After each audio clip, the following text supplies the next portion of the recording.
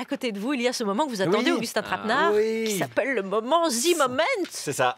Yes. The Lewis Moment. Et ben, je vais vous parler de Philippe Magic Poutou. Évidemment, Philou la torpille, Poutou on fire hier soir. Il est rentré dans le débat comme DSK chez les petites sœurs des pauvres. Aucune pitié.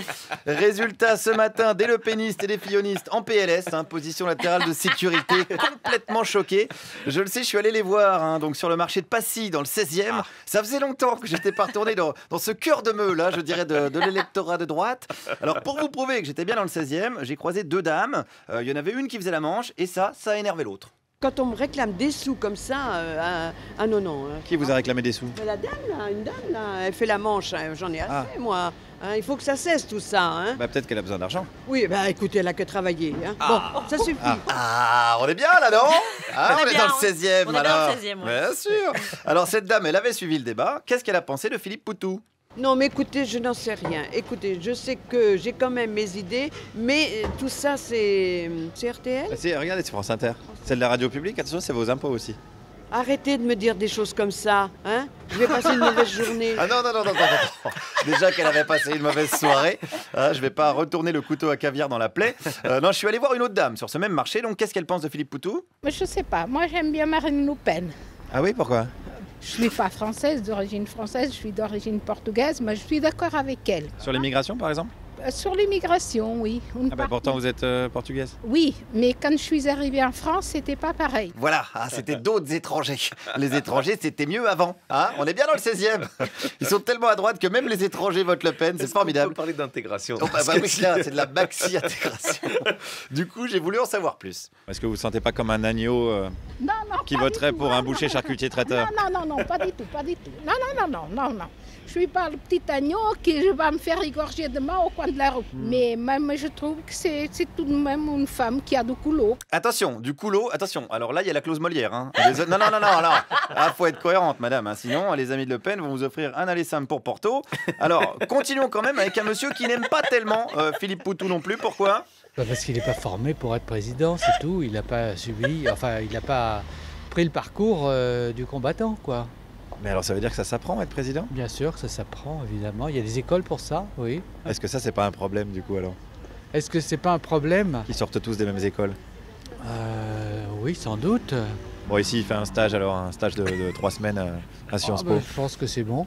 Ça serait tout à fait bon. Voilà, je les trouve moi les solutions. Qu'est-ce qu'il y a? Un petit stage pour Philou à Sciences Po. Je suis sûr qu'en une semaine, il devient la star du BDE, Philou. Alors attention, ça réglerait pas tout quand même, parce que j'ai vraiment rencontré des gens qui n'étaient pas contents. Écoutez, c'était un débat sur la présidence. Il y a 2 communistes qui sont arrivés pour semer la pagaille. Voilà.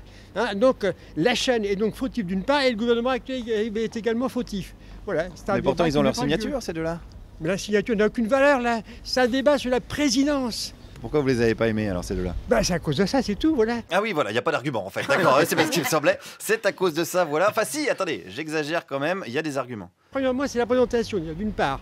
Un monsieur qui vient, un monsieur qui n'est pas cravaté, c'est pas permis, c'est pas autorisé, ça représente pas la France, voyons. C'est vrai, il faut une cravate absolument, selon vous? Mais absolument, ou un costume au moins, n'est-ce pas? Ah bon alors? Mais pourquoi il faudrait un costume pour représenter la France? Les gens qui pleurent dans la vie fréquentent les gens qui pleurent. Alors ne pleurez pas. Non, je pleure pas, j'essaye de piger en fait. Pourquoi il faut une cravate pour représenter le peuple? Le peuple décoincé du cul, je comprends, ou des Pablo Mira, à la limite. Mais le peuple tout court, je vois pas. Et premièrement, dites-moi, dans tous ceux qui étaient ici, là, présents, je m'excuse parce que je suis un peu... Mais non, mais je vois vous êtes ému. Non, mais je suis pas du tout.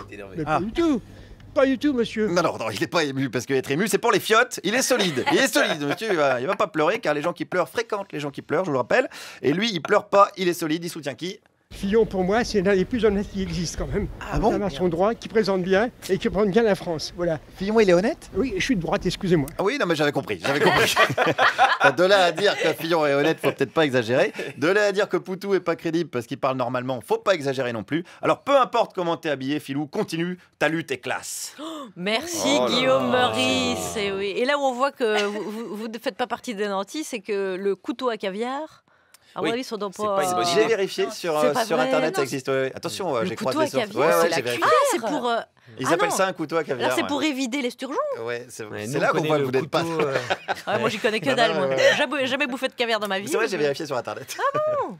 Sauf si Internet ment, mais alors là... Hashtag complot. Je vais faire la pub pour Lidl qui a fait un super tweet. Ils ont du caviar à 10 €. Ils ont dit pour les pauvres politiciens qui ont du mal à finir leur mois, vous pouvez quand même manger du caviar chez nous. Et là, ils vous remercient, vous en envoyez. Mais oui, mais non, mais j'ai trouvé ça très marrant.